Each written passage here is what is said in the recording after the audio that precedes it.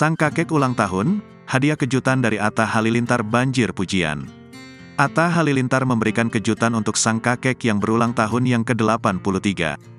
Atta Halilintar beri hadiah mobil ke kakeknya, suami Aurel Hermansyah itu banjir pujian. Ayah satu anak ini mengungkapkan sengaja memberikan mobil karena sebelumnya mereka juga menghadiahkan hal yang sama pada kakeknya dari pihak sang ibunda. Waktu itu ulang tahunnya papa mamanya mama. Waktu itu kita surprise-in mobil, sekarang ini papanya papa. Kita udah siap surprise-in mobil lagi. Ungkap Atta Halilintar di YouTube dikutip Selasa, tanggal 16 Mei tahun 2023. Selain itu, Aurel Hermansyah juga merasa bahwa hadiah mobil lebih bermanfaat. Sebab sebelum akhirnya memutuskan untuk memberi mobil, Atta Halilintar ternyata sempat terpikir untuk menghadiahkan HP atau baju. Tapi kalau mobil itu menurutku lebih bermanfaat, sahut Aurel Hermansyah.